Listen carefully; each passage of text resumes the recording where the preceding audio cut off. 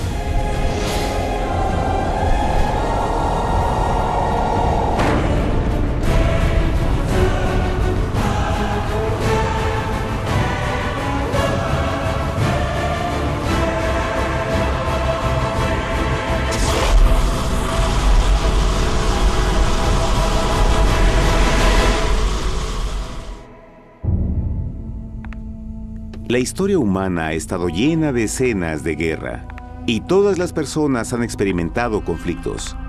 Pero para entender el origen del mal, debemos viajar al pasado, a la primera guerra en el universo. Porque esta guerra no ocurrió en la Tierra. Antes de que nuestro mundo existiera, hubo una guerra en el cielo. Hasta las palabras guerra en el cielo suenan como la última paradoja. Es casi inimaginable para todos que pudiera haber batallas y conflictos entre las creaciones perfectas de Dios en el paraíso. ¿Qué pudo haber causado este conflicto celestial? Por fortuna, un libro antiguo llamado la Biblia nos da suficientes detalles para poder atar los asombrosos cabos. Aunque trágica, también es una increíblemente tierna historia de amor, que va desde el principio de los tiempos tocándonos personalmente a usted, a mí y a cada uno de los individuos de la Tierra. Nuestra historia comienza hace tiempo, en la misma capital del universo, en un lugar llamado Cielo que estaba lleno de seres angelicales que amaban hacer la voluntad de Dios.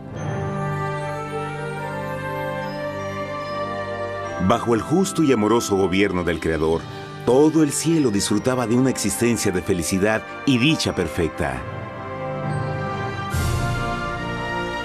El príncipe supremo del cielo y comandante de los ángeles era el todopoderoso y amoroso Hijo de Dios, mejor conocido con el nombre que tomó cuando vino a la tierra, Jesús. Él era uno en propósito y mente con Dios el Padre. El cielo, bajo el mandato compasivo del Padre, Hijo y Espíritu Santo, probó ser un maravilloso lugar de paz y alegría. Para llevar a cabo las órdenes de Dios, la Trinidad estaba rodeada de un océano virtual de innumerables espíritus ministradores llamados serafines y querubines, o mejor conocidos como ángeles. Estas poderosas e inteligentes criaturas descubrieron su mayor alegría al cumplir las órdenes del Todopoderoso. Pero Dios creó un extraordinario ángel para servir como líder de la multitud celestial entera. La Biblia nos dice que su nombre era Lucifer, que significa portador de luz. Este querubín fue el más grande ser creado por Dios y tenía la posición más cercana al trono de Dios, y estaba directamente bajo la autoridad de Jesús. El trabajo de Lucifer era comunicar la luz y el conocimiento de la voluntad de Dios a todos los otros ángeles. Lucifer fue el ser más espléndido creado por Dios. Era cautivamente hermoso y dotado con poderes asombrosos de liderazgo y organización. Entre los ángeles, él fue muy admirado, respetado y amado como amigo. Aunque Dios previó la miseria que estaba a punto de ser introducida por Lucifer al reino de la luz.